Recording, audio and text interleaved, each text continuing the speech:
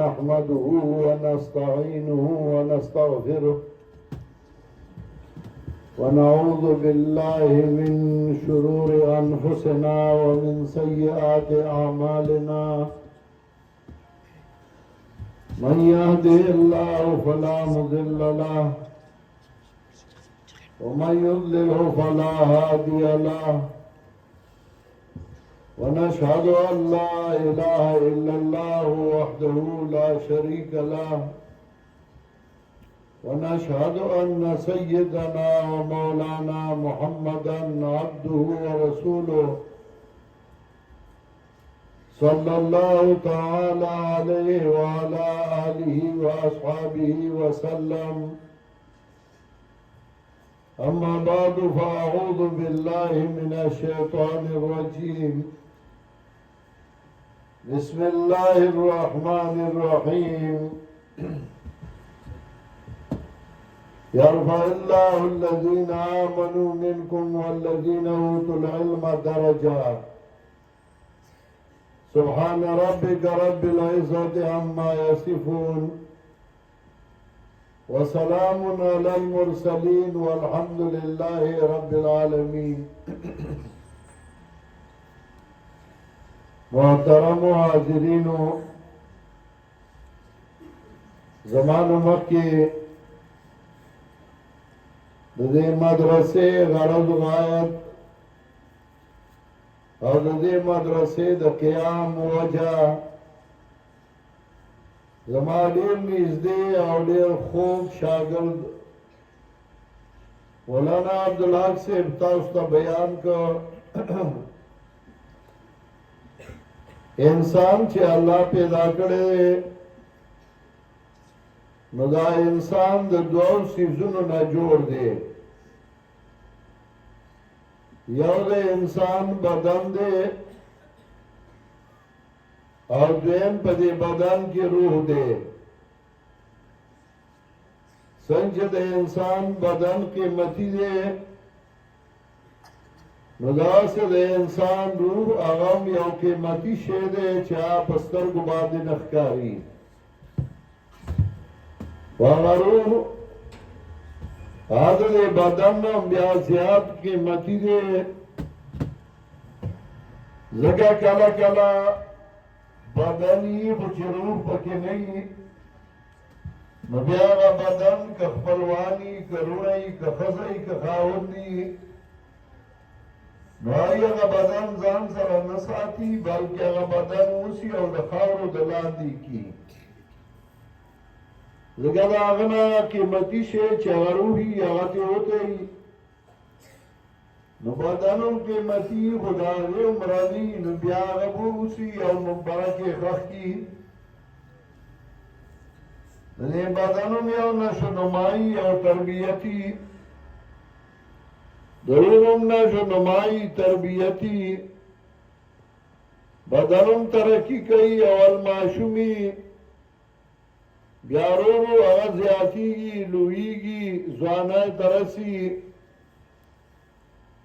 روح هم تربیت کوي هغه ترقي کوي علم راځي ترقي راځي.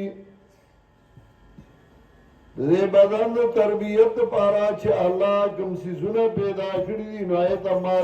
مادي څیزونه وایي. پیسې او بیا په پیسو باندې غنم جوار اوربشې سبزای داخله کړي. د دې لپاره چې هغه بدن تربیت وکړي او هغه بدن ښه خوشحالۍ سره په هغه باندې ژوند تیر شي. داسې د روح د تربیت لپاره الله به وخت په انبیاء علیهم السلام رالېږل کتابونه به یې رالېږل وحی به یې رالېږله. دا دې لپاره چې د روح تربیت کېږي او د هغه غلطو لارو د غلطو څیزونو نه بچ کېږي او صحیح طرف ته رواني. د بدن تربیت هغه دنیا باندې نو دنیا کارونه هغه الله جایز کړ. انبیاء علیہ السلام کارونه کړی دي، تجارت کړی دی، ګډي بيزي سرولی دي. ما من نبی الا را الغنم، یو پیغمبر داسې نه تیر شوی چې هغه ګډي بيزي نه سرولی، هغه به ګډي بيزي سرولې. پیغمبرانو کاروبارونه کړی دي، تجارتونه کړی دي، صحابه کړی دي، بلکې چا چې دنیا پرې خودی دا او دنیا شاته غرزولې وه او تریو په غارونو کې دیرو او صرف تسبیح به راغستې وي او ګوټ کې به ناستو، نو باغی قرآن رد وکړ ورهبانیة ابتدعوها ما كتبنا علیهم. الله وی دې رهبانیت د ځان نه جوړ کړو، ما په دای باندې نو مقرر کړی. رهبانیت وی ترکی دنیا تا، چې دنیا کار نه کوي، د دنیا تجارت نه کوي، د دنیا ګټه نه کوي، ابدا سے ناستی. نو الله وی ما په دای نو مقرر کړی، دا دای په ځان باندې مقرر کړو. فما راوها حق رعایتها، دای دا هم لحاظ نه کړ پوره لحاظ، بلکې د ژوند لپاره قرآن کریم چې کله اصول ذکر کوي، نو الله فرمایي لا تجعل یدک مغلولة الی عنقک ولا تبسطها کل البسط فتقعد ملوما محظورا. الله فرمایي لاس سټ سره مه تړه. پښتانه وایي مړه لاس دې سټ سره تړلی دي، هېڅ کار کسب نه کې. نو الله وی لاس سټ سره مه تړه چې څه کار نه کې. ولا تبسطها کل البسط، او مه داسې فراخو پوره فراخوالي باندې چې ګټې لس او لګې شل. پښتانه وی د خپل څادر نه زیات خپې مه غوځو. نو الله وی مه لاس سټ سره تړه چې څه کار نه کې، او مه خپل څادر نه زیات خپې غوځو. که دا دواړو کارونو کې د یو مکر فتقعد ملوما محظورا، نو بیا به ناستې او ملامته به یې، ذلیل به یې، رسوا به یې. د دنیا ګټه، د دنیا کاروبار، د دنیا تجارت هغه الله منع کړی نه و، ځکه هغه د انسان ضرورت و او د انسان دپاره د هغې یو احتیاج و. او دی وجه الله چې د انبیاءو ذکر کوي، تقریبا د 45 انبیاء علیهم السلام قرآن کې صراحتاً ذکر کوي. نو په دې کې د انبیاءو تکلیفونه، مصیبتونه ښیي، په چا د پلار د طرف نه، په چا د زوی د طرف نه، په چا د ښځې د طرف نه، په چا د ورور د طرف نه. نو د یو دو انبیاء علیهم السلام دنیادارۍ ذکر کوي چې هغوی الله ډېره دنیا ورکړې وه. حضرت داود او سلیمان علیه السلام پلار او زوی بادشاهانو، او یوسف علیه السلام هغه بادشاهي ورکړې وه. آخر کې هغه وروڼه یې ورته په خپو کې غورځولي وو، او هغه خلک به راتلل، هغه به خلکو سره امداد کو، هغوی نه پرې په بارونو بارونو باندې غله ورکوله، په هغه وخت کې چې پای کې قحط و او څه شی نه و. ایران کې یو عالم تیر شوی دی، د هغه نوم دی ابن حایک همزانی. همزان ایران کې یو علاقه ده. هغه په خپل تاریخ کې لیکي چې زمونږ په علاقه کې سیلاب راغلی او ځمکې وړې وه. ځمکې چې وړه، په هغې کې یو قبر راښکاره شو چې هغې کې یو پیغله جینۍ هغه پراته ده، او د هغې سر ته سرو زرو یو تخته لګېدلې ده. د سرو زرو په هغه تخته هغې لیکل کړي وو، او هغې سره ښخه کړې وه. هغې لیکلي وو چې زه به داسې دور کې یم او زه بادشاهان یم د دې ملک، چې قحط راغلی او د خوراک څه شی نشته موږ سره غله نشته خلک راته مري نو ما فارسلت مایرنا الی یوسف الصدیق ما خپل وزیر خوراک حضرت یوسف علیہ السلام لولیږو چې د هغه نه څه خوراک راړي غله راړي چې هغوی لاړل او ما ورته وویل چې ورته وایه موږ له یو اوږې غنم راکو موږ به تا له یو اوږې سپین زر درکوو خو هغې انکار وکړه چې ما ته خپل خلک مري بیا ما استازی ولیږه چې موږ له یو اوږې غنم راکو موږ به یو اوږې سره زر درکوو خو هغې ما ته خپل خلک مري نو زه څه وکړم بیا ما ولیږه چې یو اوږې مرغلرې به درکوو او ته یو اوږې سره زر راکو یو اوږې غنم راکو خو هغې انکار وکړه چې ما ته خپل خلک مري نو زه څه وکړمه فهانا اموت زه د ملک بادشاهانه یمه اوس دا د مونږه د لوږې مرو سره سپین ډېر دي ملغلرې ډېرې دي خو د خوراک څه شی نشته نو مونږه د لوږې نه مرو او په مونږه قحط راغلی دی کله چې الله په یو قوم قحط راولي د هغه بدن هغه بیا کار پریدي او هغه بدن بیا نشونما نه کوي مکه کې قحط راغلی نو چې یو سړی و او د اسمانې ته ناست و زموږ په دې ملک کې هم پخوا به پکل ته به یې مخ که څادر به یې په ځان واچو او داس به یې مادو دا غوښته فلشونه راغل نو چې یو سړی و او د اسمانې ته ناست و بل به په دې تمه ورته ولاړو چې دی پاسي څوک وایي دې له به ورته ولاړو چې زه وګورم چې ده څه خوړلي وو او څوک وایي دې له به ولاړو چې دی پاسي او زه د ده او د اسمانې وخورمه ځکه د خوراک بیا څه شی نه و نو د بدن نشونما او تربیت په دنیا کېږي او دې وجه نه قرآن کریم یو خوا د دنیا سپکاوی ذکر کوي او بل خوا د دنیا ښه والی ذکر کوي نیمګړی ملا چې نو هغه وایي منګت د کورکمن غټه مونتې وه نو یې زه هم په ساري شومه نو نیمګړی ملا هغه وایي بس دنیا ته حاجت نشته او دنیا ته حاجت نشته خو که ته ورله ورکوې نو ډېر د ترخ جیب کې مانډي دنیا په خپل ځای ده دین په خپل ځای دی قرآن یو ځای ذکر کوي زینا للناس حب الشهوات من النساء والبنين والقناطير المقنطرة من الذهب والفضة خلقو تخیسته شوی ژوند دنیا زینا للناس حب الشهوات خلقو تخیسته شوی مینه د هغه څیزونو چې زړه یې غواړي هسې دي من النساء والبنين والقناطير المقنطرة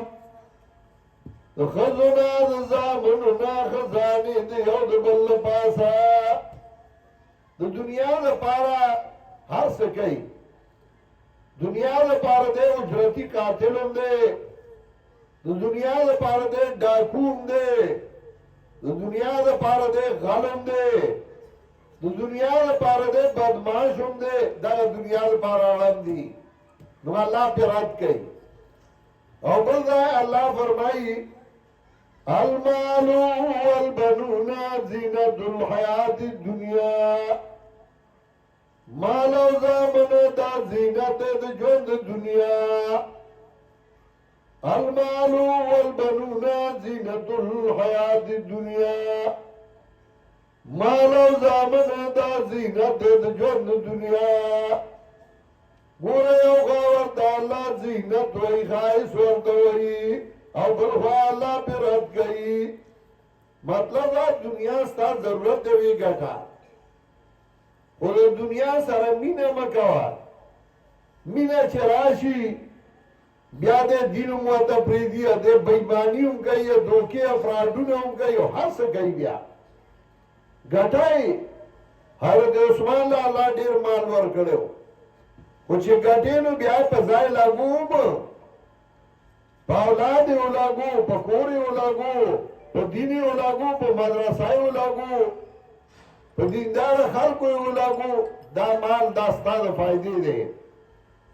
په خپل ځان یې ولاګو ښکلې جامه واچو پیزار واچو ټوپای ښکلې پټکې ښکلې وو تا د الله مال درکړی وی لاګو صحابي راغلی او د هغه ډېر منې جامې دي رسول الله صلی الله علیه وسلم ورته وایي هل لک من مال ستاسو مال شته او ګنه هغه ورته وایي قد اعطاني الله من الابل والبقر والغنم مال الله اوښان راکړي مال غوان راکړي دي مال ګډې بیزې راکړي دي او مال مې شته نبی علیہ السلام ورته وایي فلیرا علیک پکار دی چې پتا دی ولیدې شي چې الله درکړي نو بیا خو ښکاره که کنه داسې چې مړ شي نو پته ولګي څه پیسې د بالا اوچاړ کي څه د دولای اوچاړ کې پرتي څه د بلاسترو په وال کې پرتي او دی به ګرځي سوال به کوي نه مال ګټل مطلب مې دا و مال ګټل او مال لګول منع نه دي د مال سره مینه منع ده ځکه مینه چې راشي بیا د زکات نه ورکوي د خیرات نه ورکوي د صدقه نه کوي د عاجز له پکې حصه نه کوي د پکې دین له حصه نه کوي بس د آتش مال پورې نښتی نو مال د بدن د تربیت دپاره و خو هغه قیمتي شی روح او د روح د تربیت دپاره الله وحی به رالیږله وخت په وخت د روح تربیت به یې پې کو هغې له الله په دې دور کې په دې امت کې قرآن کریم راولېږه او د پیغمبر پاک اقوال داغه افعال داغه اعمال هغې موږ له یو ذریعه وګرځوله که د روح تربیت کول غواړې نو قرآن ته کښېنه احادیث رسول الله صلی الله علیه وسلم واوره داغه کرکټر داغه عمل داغه ناسته پاسته هغه وګوره چې هغه څنګه ژوند تېر کړی و کله چې ستا روحاني تربیت وشو نو ستا نه به مکمل انسان مکمل بنده جوړ شي او که روحاني تربیت دې نه یې زما مهربان نو غټ پټ به وي ډېر سروب به وي څټ اوږې به یو شان دي هګېډه به بهر د ده نه یو ګز مخکې روانه وي و چې سړیتوب یې ګورې نو هېڅ انسانیت به پکې نه وي د انسانیت نه به دی ډېر لرې شوی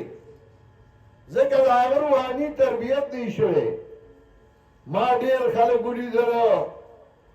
چې دنیا په اعتبار هغه ډېر غټ غټ ښکاري او خلک وایي دا به ډېر عقلمند او هوښیار سړی یې ډېر لوی سیاسي لیډر به وي ډېر لوی وزیر خنزیر به وي ډېر لوی شی به وي خو چې د نږدې نه یې زه وګورم نو ما له ورپورې خندا راځي دا څه پاګل بچی دی نه به پکې انسانیت وي نه به سړیتوب وي نه به خبرې د انسانیت وي او خلکو ته به هغه غټ ښکاري ځکه روحاني تربیت یې خو نه شوی که نه او په دې هم نه پوه چې زه به دا موس کم ټایم کوم دا به کم ټایم کوم او په دې نه پوه چې په جرابو مسح کومه که په موضوع به مسح کوم او په دې نه پوه چې دې ټایم کې به 2 رکعته فرض په ما دي او که نه دې ټایم کې 4 دي دې نه هم نه خبر د هغې وجه دا چې د مولیانو سره مدرسې سره د علم سره تعلق یې ختم شوی زی لا په خبر نه پوه شوی هغه بوځي نو هغه په یو سکول کې داخل کي هغه سکول کې ولې داخل کي دې لپاره چې مور یې اوزګاره یې بد د نه ځان خلاصوي نو هغه بوځي چې تاسو ته کې د څه سبق وې دې پلی ګروپ کې پلی ګروپ صحیح سکول دې بیا چې د لوبي کوي دای ته اوزګاری نو چې دا اول نه هلته وردننه کي نو بیا وایي ټیم ورسره نشته او ټیم ورسره نشته اوزګار نه دی زما بچی و سکول کې مې داخل کړی و نو یوه ورځې ما پسې هغه سکول والو خبر راولېږه چې پلار دې راشي زه لړم او استادانو ته پته ونه چې پلار یې څوک دی زه یې پېژندم نه زه چې لاړم سکول ته نو هیډماسټر چې و هغې په دغه کېناست ما ته وایي چې دا ستا بچی دی مایاو وی دې کمزوری دی په سبق کې او ده سره تاسو ټیوشن نه کوئ او دې هوم ورک نه کوي د دې تاسو خیال ولې نه ساتئ او دغه شروع شو ما ورته یې صبر وکړه دا تپوس به زه تا نه کوم ته به مانه نه کې دې چې ما زه سهار راولېږم تا سره څومره وخت تېروي 6 ګنټې ما دې 6 ګنټې تا سره ناست یو زه تاله فیس درکوم او تاله سکول له راولېږم نو په دې 6 ګنټې کې تا درته څه خیري دي چې زه ورله استاد ساتم ټیوشن لا او زه ورسره کار کوم نو تا ته څه حاجت دی ستا نه خو ماله ښه راځي زه ورته ولې نه ښیم بیا کور کې تاله خو زه دې له راولېږم چې دا 6 ګنټې به تا سره یي ته ورسره کار کې او چې دې نمبر یې کمې والي زه به تا نه تپوس کوم ته به مانه نه کې دیکې استاد راغی خوا کې ورته څه ووایي خو دغه به یې ورته ویلي چې دا وګورې فلانې دی هغه هیډماسټر لږ چوس شو ما ورته دا تپوس زه درنه کوم ته چې دی ما له راولېږي ماسپښین دی به نه قاعده وایي یا نه به سپاره وایي یا نه به قرآن وایي یا نه به مونځ کوي نو وروسته به بیا ما دې کېنولی او زه به ورته وایم چې هله شابه سکول کتابونه راواله زه به ورته بیا شروع کوم هغه دغه به ورته وایم پویمونه او یو شی او بل شی